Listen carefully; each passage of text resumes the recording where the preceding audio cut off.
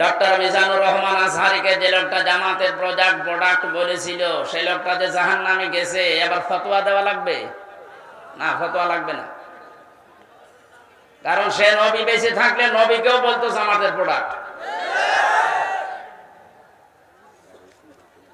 এই জন্য আপনারা বুঝে না বুঝে সেভাবেই করেন না কেন, নিবৃত হবেন, আপনারা দাঁড়াবেন। এই কাজ করতে করতে শেষ পর্যন্ত গনার পাল্লা যদি একেবারে পরিপূর্ণ হয়ে যায়, ইন্নামা নুমলি লাহুম লিয়াজদাদু ইসমা ওয়া লাহুম আযাবুম মুহিন। সূরা আলে ইমরানে আছে, মানুষের পাপের বোঝা যখন পাল্লা যখন পরিপূর্ণ হয়ে যায়, তখন তাকে আল্লাহ অপমানজনক শাস্তি দেয়।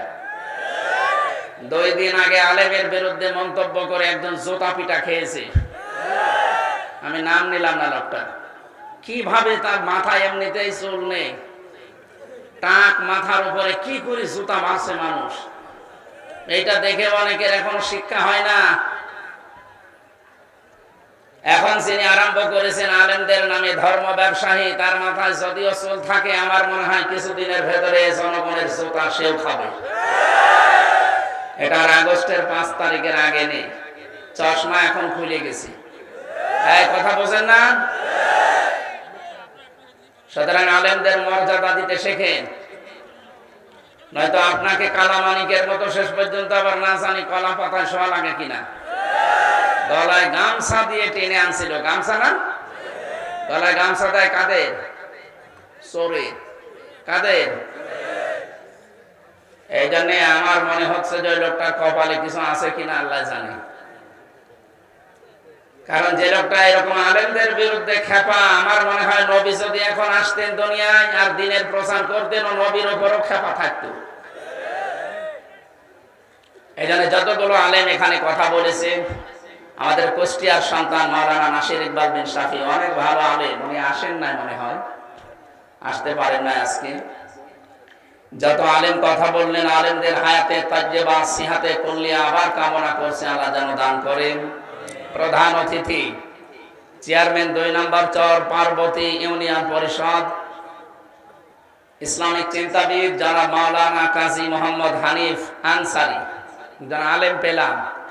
আলেমদের এখন মেম্বার, চেয়ারম্যান, এমপি, মন্ত্রী, মেয়র, উপজেলা চেয়ারম্যান, ভাইস চেয়ারম্যান হওয়া লাগবে। দেশটা যদি তারা হাতে নেয়, এদেশের আপামর সব মানুষগুলোর এক কথা যে 54-53 বছর তো দেখলাম কি হয়, এখন শুধু কোরআনের আইন দেখতে বাকি আছে যে কেমন লাগে। কয়েকদিন আগে আমিরে জামাত ডক্টর শফিকুর রহমান হাফিজাহুল্লাহ গিয়েছিল গাইবান্ধা।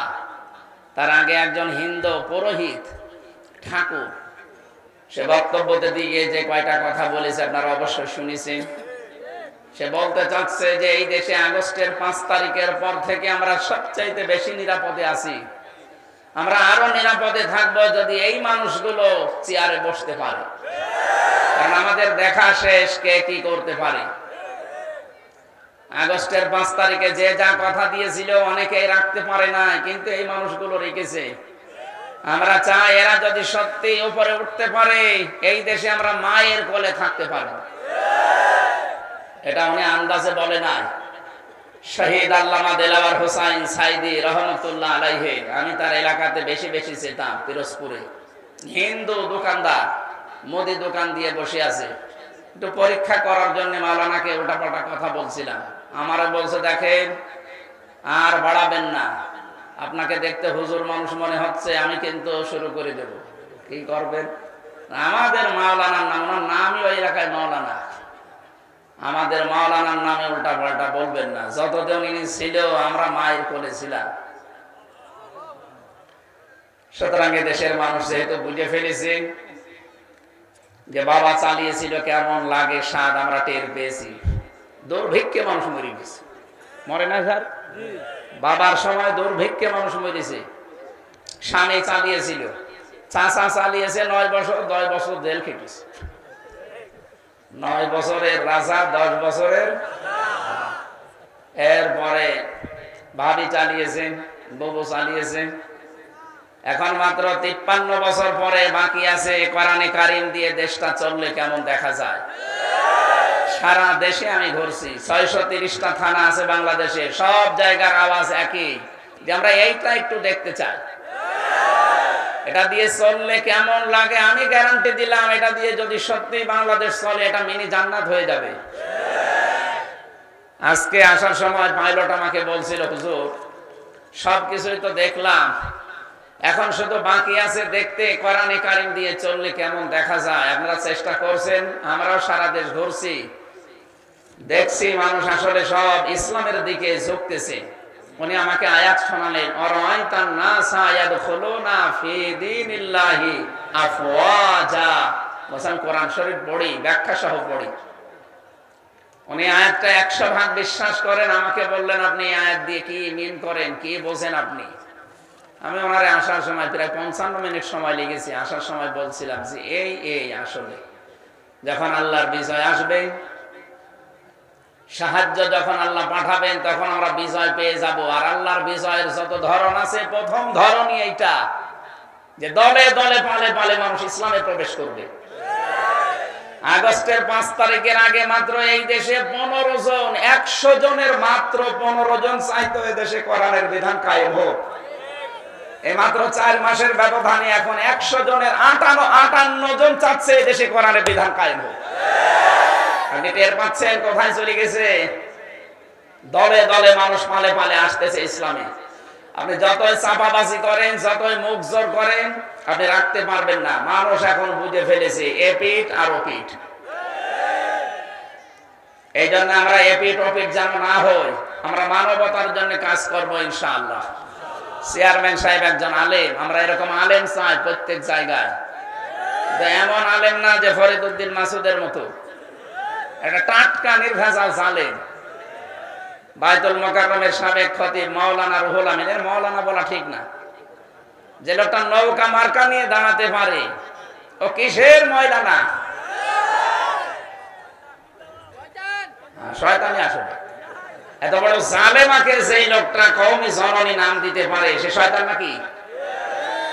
ওরে তো আর রায়না ঘরে 14 বছর রাখে নাই, ও টের পায়নি। দেশের ঐতিহ্যবাহী জেলা নোয়াখালী, কোম্পানিগঞ্জ থানার অন্তর্গত চর পার্বতী হাজিপাড়া মাদ্রাসা সংলগ্ন ময়দানে ইসলামিয়া মাদ্রাসার উদ্যোগে 2 দিন ব্যাপী ঐতিহাসিক তাফসীরুল কোরআন মাহফিলের সমাপনী রজনীর স্বনামধন্য সভাপতি, অত্র এলাকার সর্বজন শ্রদ্ধাভাজন ব্যক্তিত্ব, আমার মুরব্বী জনাব আলহাজ আবুল খায়ের আমিন, আতালাল্লাহু উমরাহু ওয়া বারাকাল্লাহু ফি হায়াতি, বলেন আমিন। এ মাহফিলে এতক্ষণ পর্যন্ত যারা আলোচনা রাখলেন, নন্দিত মুফাসসিরে কোরআন ইসলামিক চিন্তাবিদ জনাব মাওলানা নাসির ইকবাল বিন শাফি, ডক্টর মোজাম্মেল হক আজহারি, মাওলানা জামাল উদ্দিন জাফরি, মাওলানা কামাল আব্দুল্লাহ, ওরফানা লাকা যিকরাক, আলেমদের সম্মান মর্যাদা আল্লাহ আরো বাড়িয়ে দেন। আরো জোরে বলেন আমিন। কিছু মানুষ এখন আলেমদেরকে অলরেডি ধর্ম ব্যবসায়ী বলে ফেলেছে। যদি কেউ চিন্তা ভাবনা করে এই কথা বলে থাকে, তার ঈমান চলে গেছে। সে যেই হোক, আলেমরা নবীর ওয়ারিস, এ কথা সরাসরি নবীর গায়ে যে লাগবে। কি কথা বলে না কেন? আলেমরা তার বাবার কথা বলতে আসে, ইয়া আইয়ুহার রাসূল বাল্লিগ মা উনজিলা ইলাইকা মির রাব্বিক, হে রাসূল আপনি প্রচার করেন আপনার উপরে যেটা নাযিল হয়েছে। সেটার নাম কি? কোরআন। বিশ্বনবীর পরে এখন নায়েবে রাসূল যারা, নবীর উত্তরাধিকারী যারা, নবীর স্থলাভিষিক্ত যারা, তারা তো এই দায়িত্ব পালন করবে। কথা বলে না কেন? ওয়াইল্লাম তাফআল ফামা বাল্লাগতা রিসালাতা, আপনি যদি দায়িত্ব পালন না করেন, কোরআনে কারীম যদি সঠিকভাবে না পৌঁছিয়ে দেন, যে বিশাল দায়িত্ব দিয়ে আপনাকে পাঠিয়েছিলাম, রিসালাতের দায়িত্বই আপনি পালন করেননি, আপনার ভয় হয়, আপনার চিন্তা লাগে যে কি না কি হয়ে যাবে। আল্লাহু ইয়াসিমুকা মিনান নাস, ইয়াসিমু এটা মুজারি, বর্তমান ভবিষ্যৎ, প্রেজেন্ট ফিউচার। আল্লাহ বলেন কিয়ামত পর্যন্ত আমি আপনাকে বাঁচাবো। যদিও কা দিয়ে মুহাম্মদ রাসূলুল্লাহ সাল্লাল্লাহু আলাইহি ওয়াসাল্লাম উদ্দেশ্য, তাফসীর কারক যারা মুফাসসিরিন ইকরাম লিখেছেন এখানে কা দ্বারা বিশ্বনবীর ওয়ারিস কিয়ামত পর্যন্ত যারা কোরআন প্রচার করবে তারা উদ্দেশ্য। কথা বোঝেন আমার? সুতরাং এই পৃথিবীতে আলেমদেরকে হেফাজত করবে সরাসরি আল্লাহ নিজে। বিশ্বনবীকে ৮২ বার ইহুদিরা টার্গেট করে মেরে ফেলতে চেয়েছিল, একবারও পারে না। প্রত্যেকবার আমার আল্লাহ নিজে বাঁচিয়েছে। এমনকি ইন্তেকালের পরে তার লাশ পর্যন্ত চুরি করার জন্য ইহুদিরা চেষ্টা চালিয়েছে, আল্লাহ বলেন আমি বাঁচিয়েছি। সুতরাং নবী এখন নেই, নবীর ওয়ারিস আছে।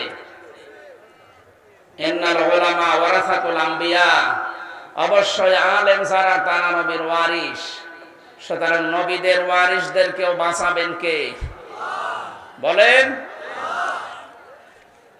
একজন তো এক আলেমকে জামাতের প্রোডাক্ট বলার কারণে জাহান্নামে চলে গেছে, এক কথা বলেন এখন।